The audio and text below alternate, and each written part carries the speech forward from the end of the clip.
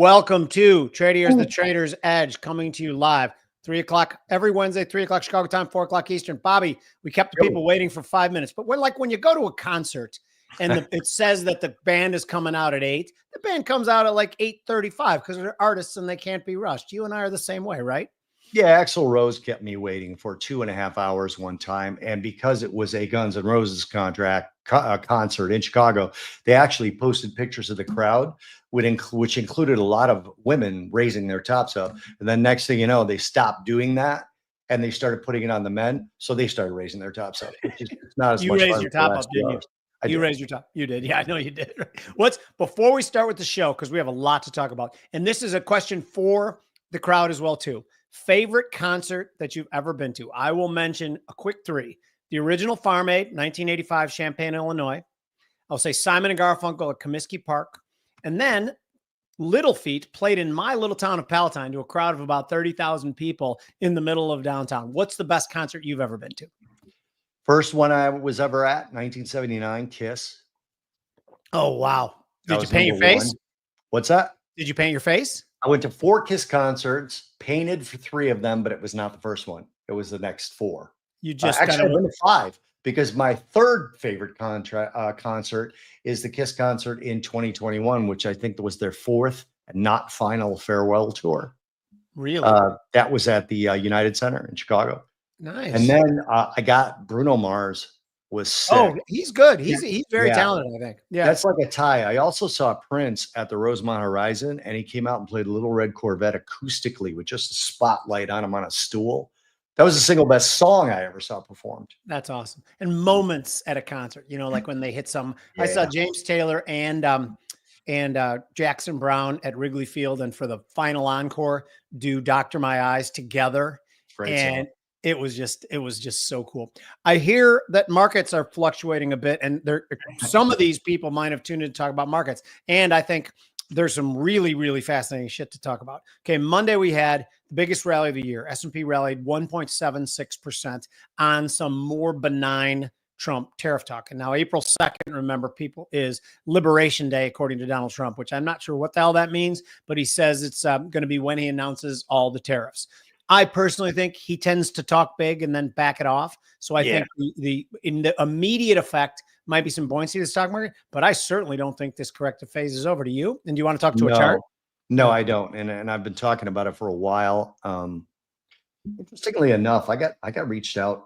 CNN reached out to me today, which was weird. They did to me too. What they want to talk about? Copper? Copper.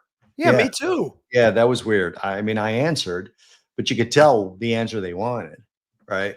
So I gave was that it was Trump's fault? Yeah. So I gave him 2 reasons why I did this on purpose, just so you guys all watching can see this as well. If they quote me and they only quote the tariffs as being the reason for gold or for copper being higher, I'll read my response to you. I don't know if you responded. I did. I gave 5 bullet points and none of them were tariffs.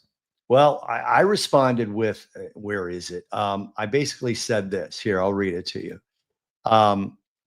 The rally is driven by 2 things, and they are not listed in order of importance. That was me giving them the optionality to look like jerks in my eyes. Glencore shut down its copper Alto Norte smelter. Did you smile when I said that?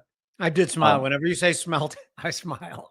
Invoking force majeure, this particular smelter produces 349,000 metric tons of copper anodes annually. Copper anodes are intermediate products crucial for the final stage of refining pure copper. A shortage of these anodes can trigger a cascading effect through the copper supply chain, impacting the production of high-grade copper and potentially leading to market imbalances and price volatility. That was number 1. Number 2, potential tariffs on industrial metals from President Trump and his administration are causing demand pull forward and price hedging, which we know is happening, right? Mm-hmm. That may likely unwind if the tariffs do not materialize. This is evident in the widening spread between COMEX copper futures at the CME Group and COMEX futures at the London Metals Exchange. That's what I sent him. And I sent it like that on purpose to see if they only put the Trump tariffs in the article, if I even could quote it at all. And I did list that I'm a co-host of this show and the Futures Edge podcast. as well as being chief market strategist at Bad Trading Partners. See which one of those they use. I don't think they were going to quote a podcast host. No, but So it's funny. experiment. Yeah, when I saw the message come from CME today, which they must have got our names, from the same people or whatever. I was like, CNN, you guys don't talk to people like me. You hate people like me. Like when CBS called me a couple of years ago to be part of their local broadcast here, and some really nice producers. And I said, let me stop you right there. I will do your show. I love CBS, whatever. CBS hates me though. So somebody above you is going to say, Jim Iuorio, that scumbag, we can't have him on the show. So you might as well look up the chain right now and boot me off, because they don't like what they feel are my political leanings, which by the way, are not any political leanings. I care about policies. They're going to hate that, by the way. But I thought it was interesting. Yeah. So we are going to get some announcements of auto tariffs while this show is going. So I'll keep an eye on my Bloomberg over here to see if I get those. But those are supposed to come out. They're actually supposed to have been out already. Cool. So auto tariffs, I think, are an interesting thing, and they apply to metals as well. Do you have any opinion on them? I mean, do you think they're going to be super targeted, or like some people on the left say, this is a distraction from Signalgate? It could be. I think it is folly. Warfans Gate. What are they calling it right now? I don't know. Come on. Let's talk about Signalgate for just a half a second before I move to your question. It's absurd. There's been intelligence leaks every administration forever. There always is. Okay. By the way, intelligence leaks doesn't always mean it's the right leak. If you or I were in charge, we'd be leaking fake shit all the time. That's what people do. So and I'm not saying they are sophisticated enough to have done that, but it's worth considering. That's what they should have said, probably. Anyway, back to the automotive thing. Now, anyone who I think says they have a pretty good idea of what Trump's tariffs are going to be and what the fallout is going to be, I think they're wrong. I think that this is the chaos theory at its best. There's a million things that could happen in this. The most likely, in my opinion, is that Trump walks back the tough talk and makes them easier, and the market becomes more pleased with it, which is a process of us ending this corrective phase. A process that's not over yet, in my opinion, but it is an element of it. And that's what I think. Trump is not an idiot. He might not want to be measured as much by stock market performance as this time as last time, but he doesn't discount it 100% either. Does that make any sense? It's a non-answer, I know. No, it makes a lot of sense to me. Here's the thing. I mean, I think, we've talked about this before, so let's talk about it again real quick.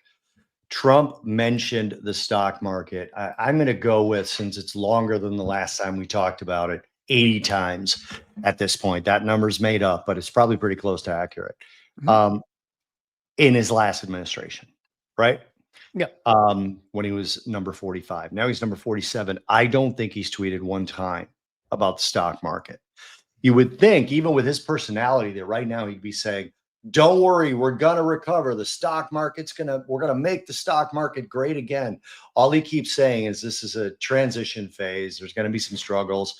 And, when prices go down in certain things like eggs, he tweets about that. When they go up, he ignores them. Right. And I think that's political. I think that's correct. I also think he's not an idiot, contrary to what the other side thinks. He's not an idiot. You're an idiot if you think he's an idiot. Yeah. In the same way that if you think the left was nefarious over the previous administration, and they might call you an idiot for thinking they weren't, right? These are just the typical machinations of politics. Trump is just more open, and that's why he looks more criminal to people who hate him, because he's just more open. This stuff that we're run by an oligarchy of billionaires now. Welcome to the last 20 to 30 years. Oh, more than that, Rockefeller. 100 years. Yeah, 100 years, right. Yeah, rich people own government in this country. They always have. Thinking they don't is absolute insanity. And the notion of the gold card for $5 million, you can buy your citizenship. There's always been programs similar to that in place, not just in this country, but all over the world. Yeah. And Trump calling them a gold card is almost that he wants the opposite side to think he's transactionalizing things, to think he's, being Donald Trump. But it's always been in place. Of course, if you got $5 million that you want to deploy, we want you as a citizen. What do you think? We only want migrants who have not two pennies to rub together? That's asinine. If you think that Trump is being an idiot, I just don't get it. Okay, I want to share a chart with you if I could. Good. Our boy Luis will put it up, hopefully, as soon as he sees it.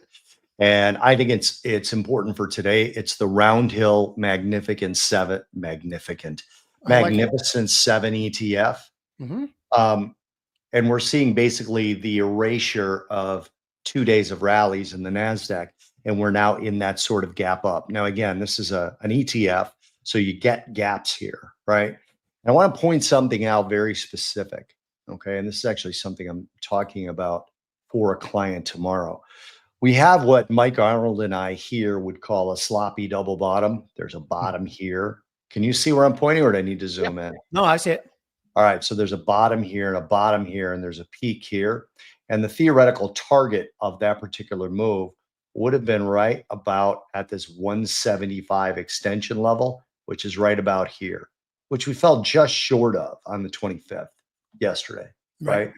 And then we pulled back. So in theory, you could almost call this complete. What's also right here is a 200-day simple moving average.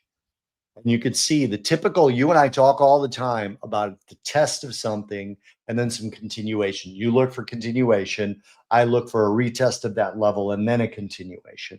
Here's the close above the 200. Here's a complete failure against that 200, right? And when I look at it from this perspective, the Mag 7, the NASDAQ cannot go up without at least 4 or 5 of the Mag 7 rallying, right? Because it's a market cap weighted index, and those are the 7 largest stocks. Tesla got hammered today, over 7% lower. I think it might still be over 7% lower. NVIDIA, over 6%. I can go down the list for you if I open the sidebar here. What else do I have in here of the Mag 7? Google. So Tesla is down about 5.4% right now. Let's put Google in here right now because I should be watching these. I just tend to watch the ETF as opposed to the individual stocks. Google right now down 3.27%. Apple right now is down about 1%.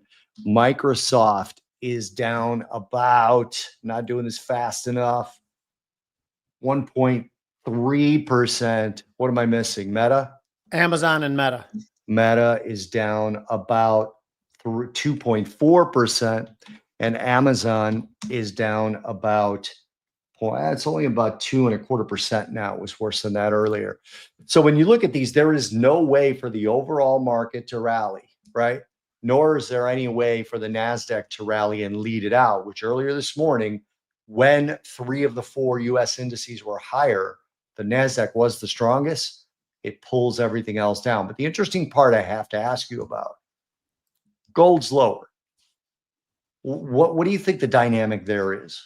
I don't. I just think gold is it's a little stretch. It's been just rallying to beat the band. I think that any sort of small movement like this is just catching a breath. I think that I have the line in the sand of where I want to buy it again, and it's got to take out the green candle from yesterday on the upside because it's kind of like a best fit. What do you call it? A bull pennant, right? And if we take out that the green wick, if we take out the green wick, I think we're off to the races again. So I'm not putting much weight on the small pullback in gold. Should I? No, I mean, one of the things I actually struggle with here. So you see, I have a trend line there, right? Yeah.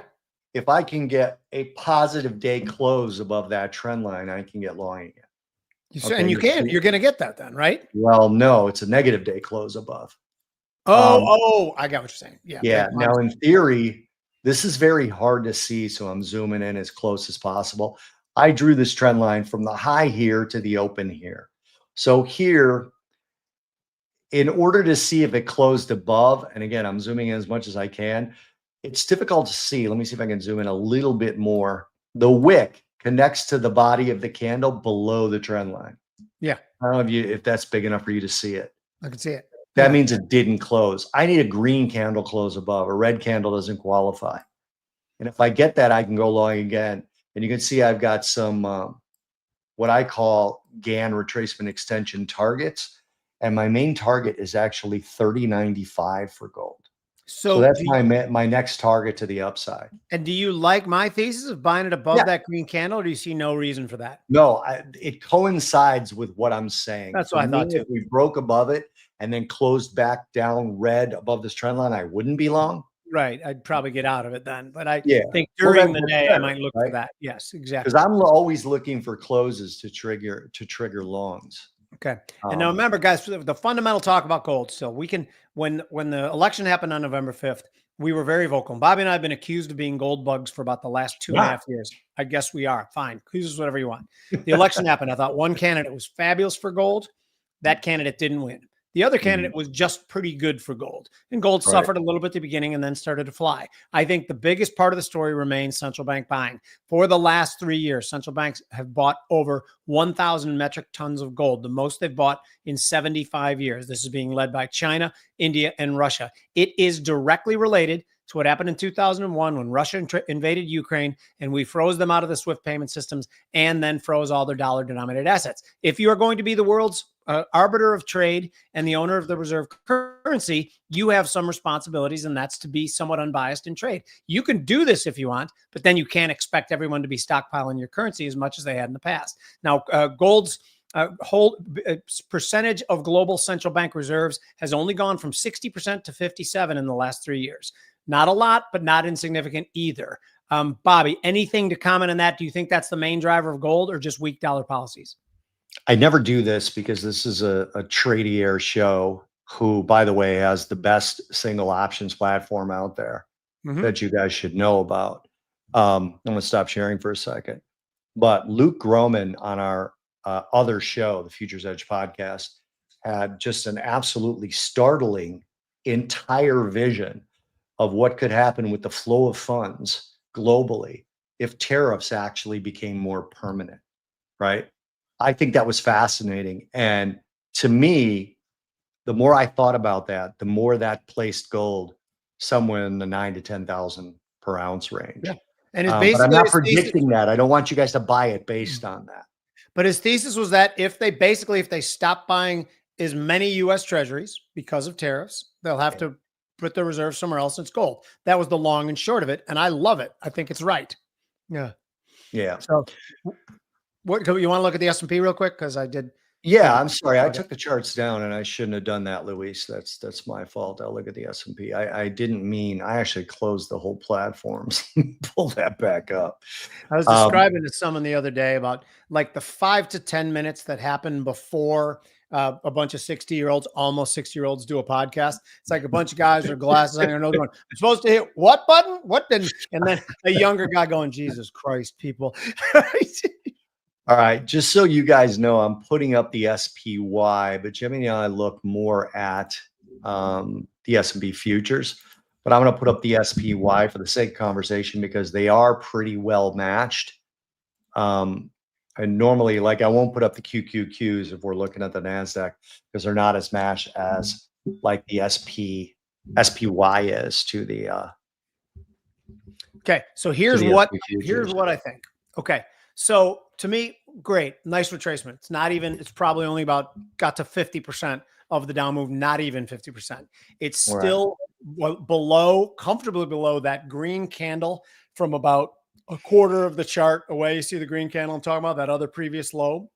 This one? No, up higher than that. About a quarter. No. Oh, here. Yeah, right there. So what's that level? Is what about 59.50? That low. Well, again, I'm looking at the SPY, so that's 575. So let's call it 57.50. 57.50. Okay, so below that, I don't see any reason to be long this yet. My thesis was to be shorted, and you remember why I sold it. We looked like we were about to have a breakout to the upside. We took out the highs, and then we failed miserably 2 days later. And I was like, oh shit. Bought a bunch of puts. Then I structured it into a put condo that I love right now. And I am not ready to believe that 2025 is going to be this wonderful year. I think transitions are hard, inelegant, clumsy, whatever you want to call it. And I think this is not going to be an exception to that. So I think down 12, 13%. Bobby thought down 15 to 30%. And in the NASDAQ, he's already at least partially right. So I did not sell when it started to head south today. Mostly because I was busy doing other shit, which pisses me off because I should have sold it. Thoughts? Yeah. So here's an interesting thing about this. Let's go back in time. All right. So when this was happening, you were talking about it needed to break here, which I think was fair. But if you can see my cursor, you can see the difference here at this particular point in time.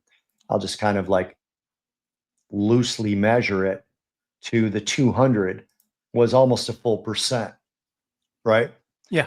So we need to get up through the 200 and then up through that resistance level. And that's a very natural resistance level. I would argue it's probably a significant resistance level, right? Yeah.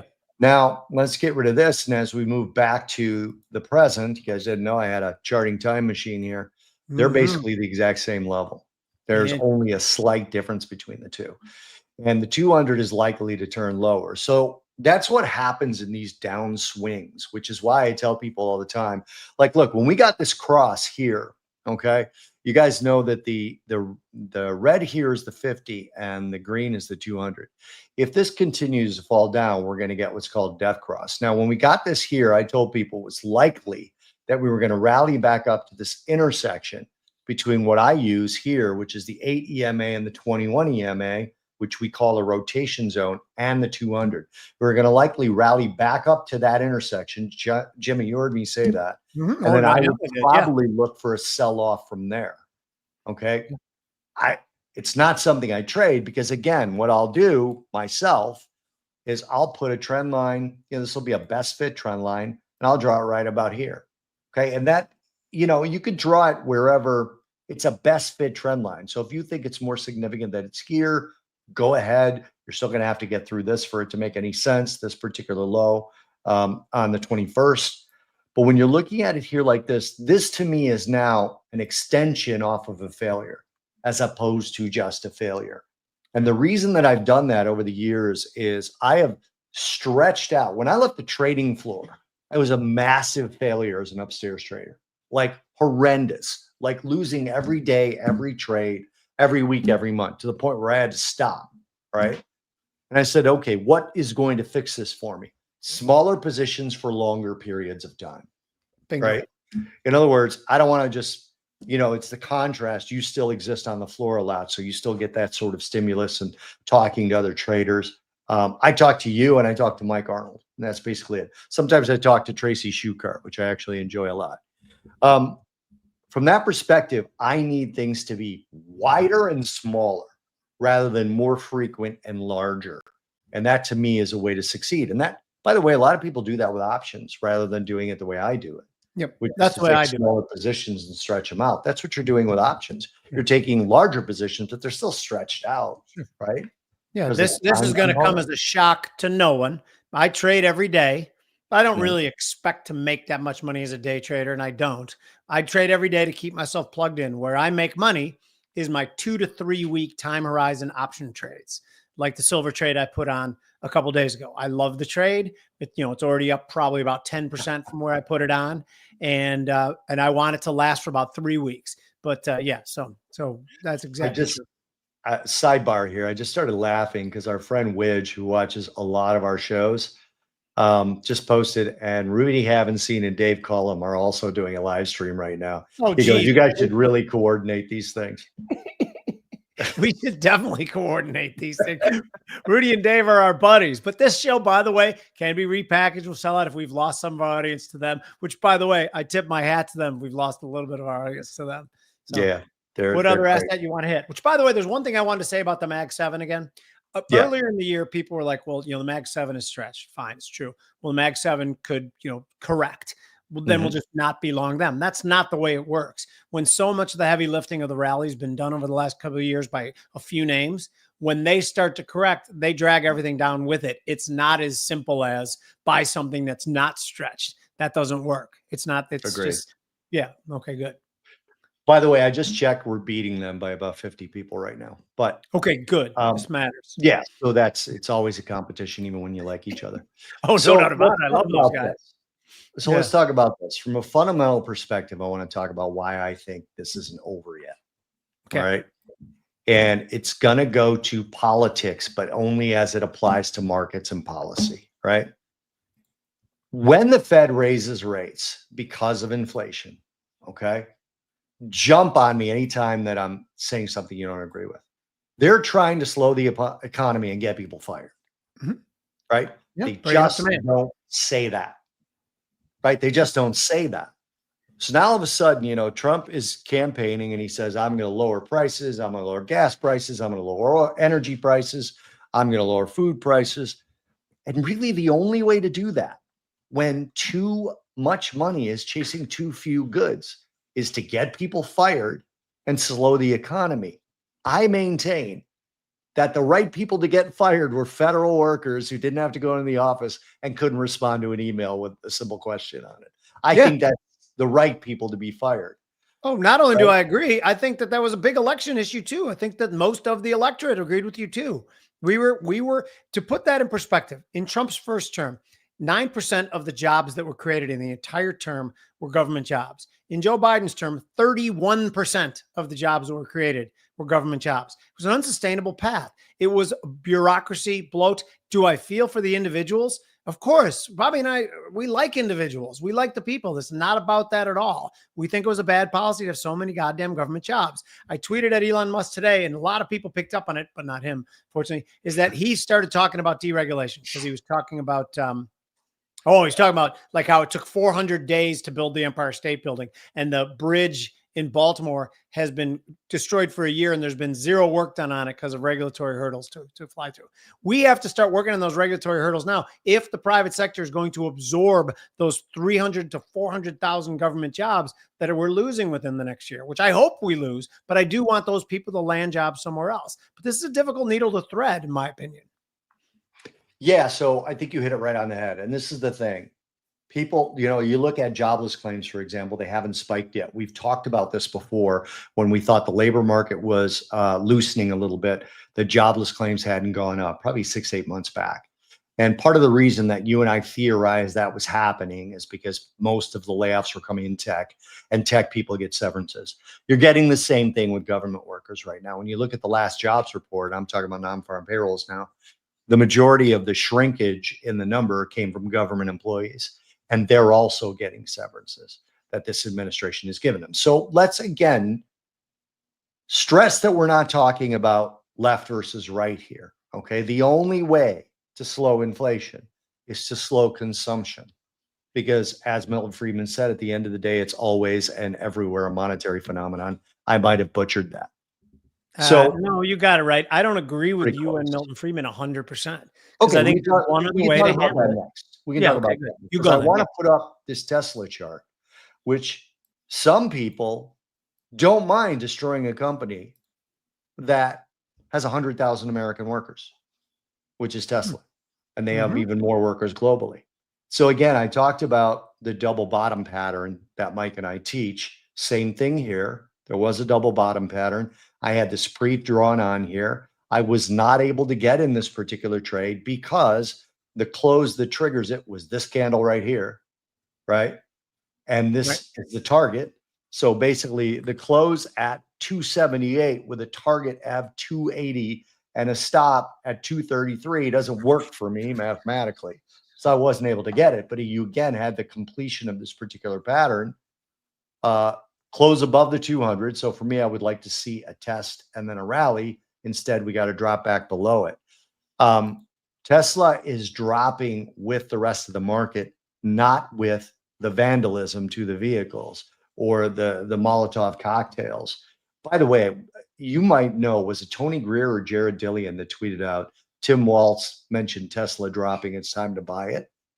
It was I think one it of was those one of two those guys. guys. I don't remember. I thought it was It Tony. was Yeah. one of those two guys. And that's when it was sitting at 225. So we now know, because here's 225, we now know that Tim Walz is the indicator. If Tim Walz talks about a stock, where's 225? Right around here. Yeah. So if Tim Walz talks about a stock, it might be a very good scalp in the opposite direction of Tim Walz. But when you look at a situation like this, the reason I think the overall sell-off is not over is because they are having short-term success in doing the things that will slow inflation, which will slow the economy and get people fired. Hopefully it continues to be government workers, and then we could sort of revive other economies here. That's I my love thought that. process on why. And I want to get back to this too, but a quick time out special offer for you guys who have been such good fans of the show, and we appreciate that so much. Tradier is offering 3 months free of Tradier Pro. We do not pitch things we don't believe in. This comes some of the highest end options people we've had on this show, who, you know, again, in the podcast world, we ask them to come on a show. They barely even know who's sponsoring the show. And then they're like, wait, Tradier Pro, I use that. Can't live without it. It's good for the novice option trader all the way to the expert novice, all the way to the expert trader. Please click on the banner, sign up for the 3 months. There's no obligation. It is 100% free. Cancel it on time if you hate it, but give it a go. Thank you guys very much. So let me get rid of this chart. And I have not been watching the chat as much as I normally do because we have a, we don't have a guest thanks to my fuck up. Yep. I scheduled 2 people for April 2nd and nobody for today. So now we had to pick, but so let's go rapid fire if we can with everybody that made a comment. First was Tony Nash.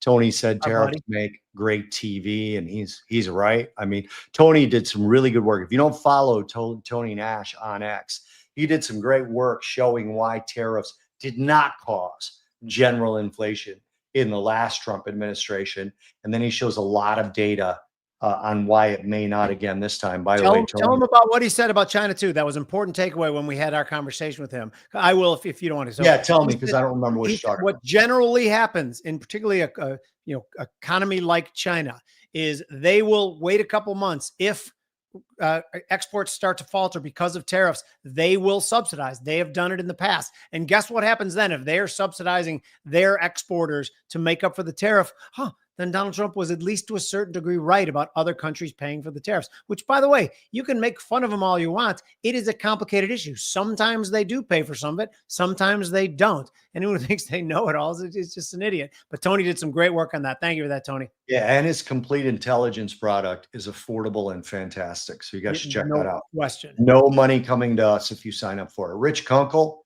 said still buying gold or sitting on your existing stash. 100% sitting on my existing stash. Yeah, I may put up the Rich quote, please. I don't know if you can. There it is. Yeah. So, Rich, I still am long up to my eyeballs in gold. I've seen nothing to dissuade me from that position yet. As I said to Bobby before, if it takes out the green candle from yesterday on the daily chart on the upside, I think it's a spot to buy more. Keep this in mind. I probably won't be buying more. Like I said, I'm up to my eyeballs in gold and I'm greedy, but pigs can get slaughtered. So I am long it, comfortably long it, and I'm not getting out.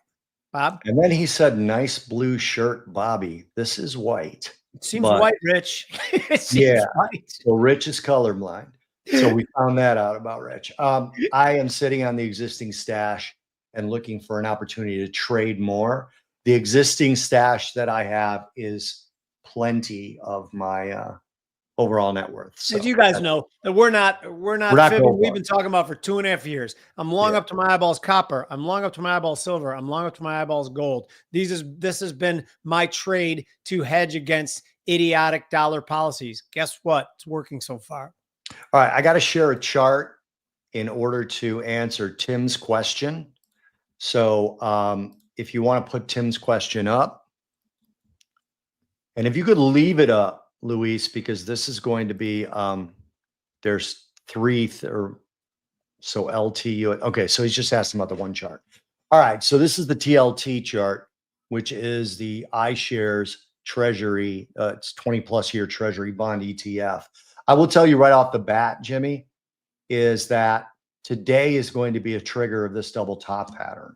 Okay, so when we talked to Steph Pomboy, I told you guys I thought you were wrong about yields going higher, and I thought they would go a lot lower first. This is predicting a move all the way down to, let's call it 87.23 on the TLT ETF. Now, I don't know what this ETF would trigger in terms of yield, but I'm going to guess that it would be somewhere in the, for the 10, let's call it the 10-year note, probably above 450. Which right now we're looking at a 435 10-year. Okay, good. So I never understood the real hard pullback in yields. I guess was maybe because if our economy was going into recession, according to the Atlanta Fed GDP now, people were selling stocks. Maybe they were going to rotate into treasuries, or maybe someone's going to think they were and front run them. That's the only reason I could think of. Because other than that, there is a metric shit ton of bonds that need to be sold by the United States to service their debt. The Japanese, if we start tariffing them, they might not be really happy about holding their bonds. They might be selling some of those. There's a lot of supply coming to market, in my opinion. All right. So Widge has got two things. One, he says, we've got you. And I suspect that means he's watching us. Appreciate that, Widge. Instead of watching Dave Cullivan. And I'll be honest with you, when this is over, I'm going to turn on Rudy. I haven't seen Dave Cullivan. But since Dave is on there talking with Rudy, that will still be going probably by 7 o'clock. Dave doesn't shut up. Dave does not shut up. And then the last thing from Widge, a couple of things on that. And I'm pretty sure, or as soon as I read this, we're going to know what Widge is referring to in his second comment here, Luis. Couple of things on that, not just government employees, but the massive flood of immigrants that only help push food and housing inflation higher while supporting wages. Interesting. Suppressing. Yeah. Just really recently, Mike Singleton from Invictus Research, by the way, another really good affordable product that if you choose to subscribe to Invictus Research, Jim and I will make $0.00 off of. Okay. He did a whole little mini study that he talked about to his subscribers, of which Jim and I are, about immigrants actually contributing quite a bit to retail sales and to consumer consumption. So again, that will, Widge is right. He's dead right. That will slow consumption and theoretically, at least, slow inflation, although Jimmy doesn't agree with us on that. Well, with me and Milton Friedman, fucking Friedman, you don't agree with. Right. I've disagreed with Jim Bianco and Luke Groman. I'm usually wrong when I disagree with those people. I can't disagree with Milton too. I'm just climbing the ladder. Yeah. Yeah. By the way, there's something I wanted to mention that, again, you guys, we're nothing but transparent all the time. I personally thought that trying to deport all the illegal immigrants, 15 million, whatever the hell they said, I think that's bad policy. Again, we all don't have to agree on everything. Okay. Yeah. It's boring if we do. And so many people give me, telling me how stupid I am, which I have no problem with that. I've been married for almost 35 years. People tell me I'm stupid every day. So the people, well, or one person, right? Yeah.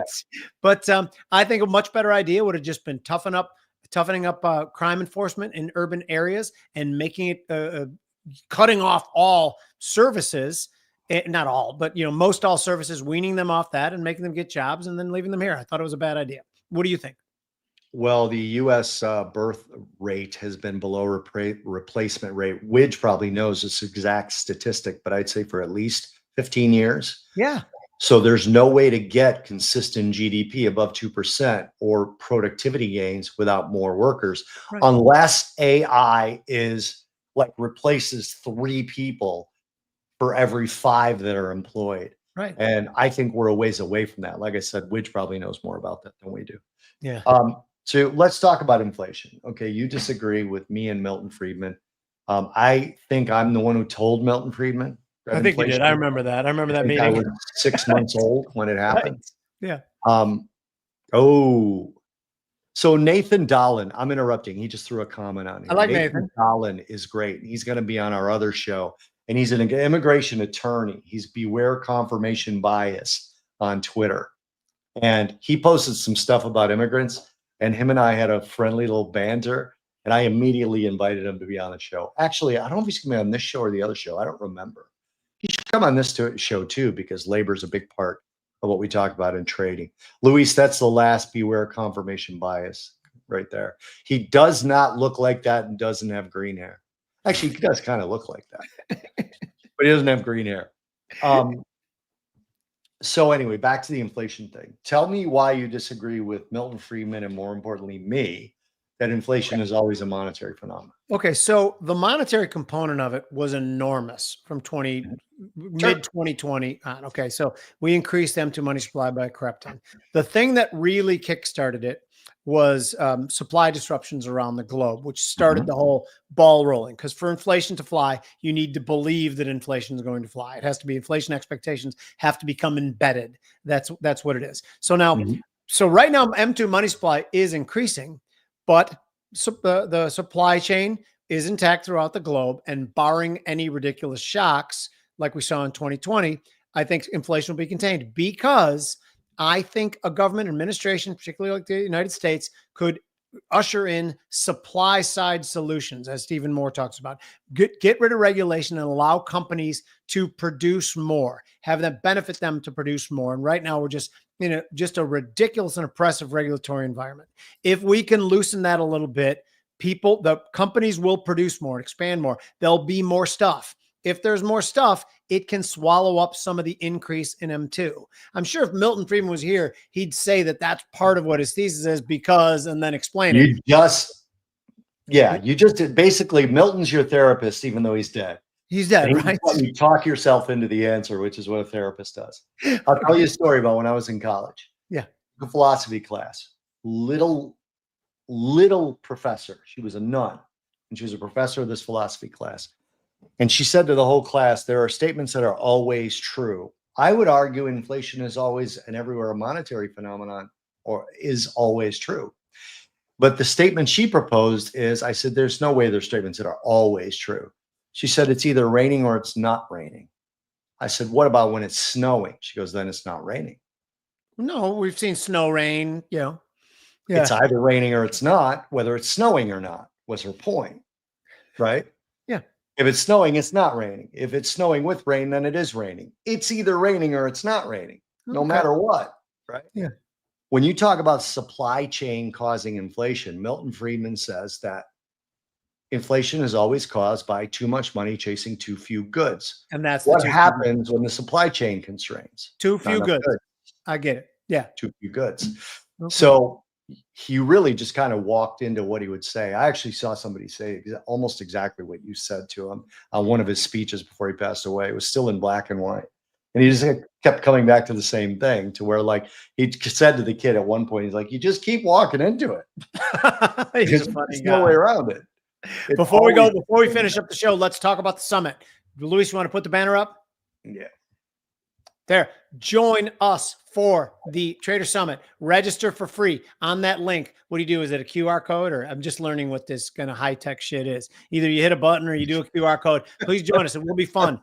It is the future of trading, the Tradier Option Summit. It will be great. Please join us. It is what's the 4th month? That's April 9th, 2025.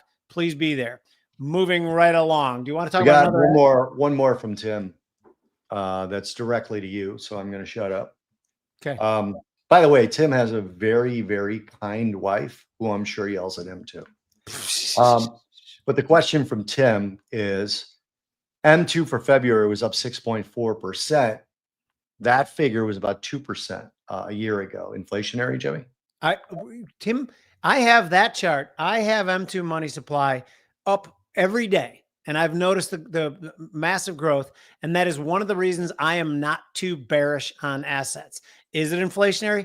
I think, hell yes, it's inflationary. And that's one of the reasons I think inflation sticks between 2.8 and 3.2% for the next 2 years, which, by the way, I'm not convinced that Jerome Powell doesn't want it to stick between 2.8 and 3.2 for the next 2 years. It solves some of the problems that he perceives to be present. But do I think that it can jump to 5% again? I think that it needs to involve a supply shock.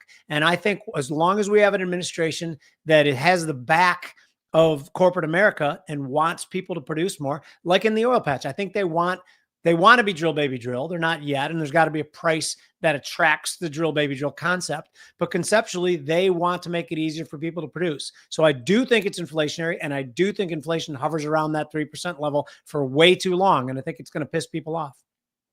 Do you think that this particular administration, while we agree it's manufacturing friendly and business friendly, they're also nationalists, which, by the way, I don't look at that as a bad word like other people do.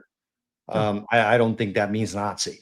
When all of a sudden, when they brought up white nationalists back in 2016, I'm like, what does that even mean? I'm white and I'm a nationalist. I'm not a Nazi. I guess I'm a white nationalist. Like, they said it like it was a thing. Nobody ever heard that expression before 2016. So I don't even know. By the way, Alexei Navalny, who was the guy that Putin murdered, the dissident that Putin murdered, called himself a nationalist. Yeah. And he was just anti-communist, as anti-communist as can be. Anyway, I digress. So if he wants to convert manufacturing back from being farmed out to made in the USA, right? Does that by default mean wages are higher? And even without a supply shock, you could get wages are already running at almost 4% wage increases. Yeah, I think Which that is the whole unsustainable for like it's not getting us to 2% inflation.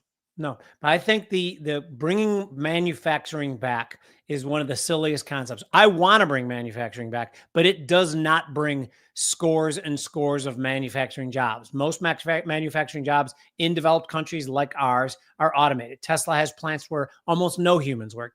There's human supervisors. Is it better to bring manufacturing back to our country? Well, yeah, it's better. Will it be a huge boon for jobs? No, that's just not the way it works. There's construction jobs, there's high tech, there's programming, there are jobs, but it is not.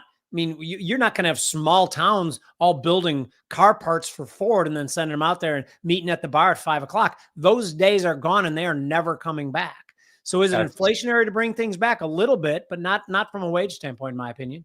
That's a shame. I think you're right, but I also think it's a shame. Okay, Damn I straight said it's a Tim was shame. the last question, but we're as big a fans of Widge as we are of Tim. So let's put Widges up and then you can call it. Should we get a correction in housing and stagnation in energy? Can we still have a ramping inflation? What would that source of inflation be? I already think I said what it is. I think it's already there. Wage growth is more consistent with 4.5% inflation, because wage growth without a productivity jump, which we haven't had yet, I can put the productivity chart up. We've been below the sort of 2.2% average for the US over the last 15 years since the pre-pandemic levels.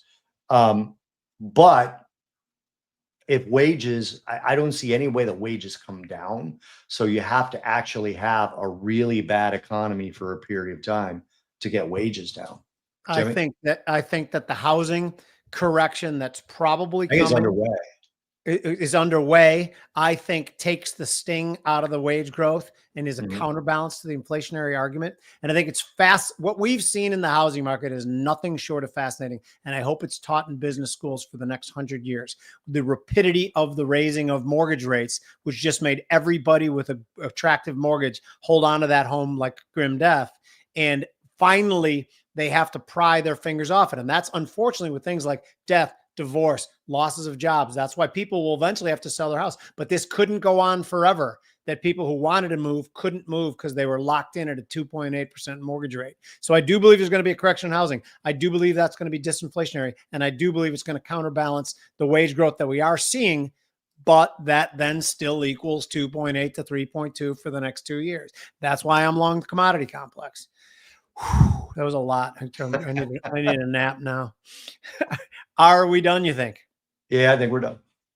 Thank you guys for joining us as always. You guys are the best. The two shows we do are so much fun, and it's fun because of the audience participation, and it's fun because of the support you've given us. When we started these projects a couple of years ago, we didn't know how the hell they were going to go. And as it turns out, you guys like to be part of this community, and I think it's awesome. Thanks for the DMs. Thanks for the retweets. Bobby and I were in legacy media for 25 years. We found that it was always some overzealous producer or a sponsor who was telling us what we could and couldn't say. That's bullshit. We might be wrong, but at least we're honest, and we get great guests. Thank you, guys. This has been The Trader's Edge from Tradier.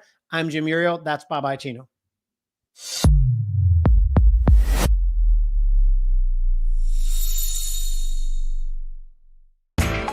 You know how the financial world goes. Here comes the buzzkill. Please make sure to take some time to read this boring disclaimer. We will owe you one.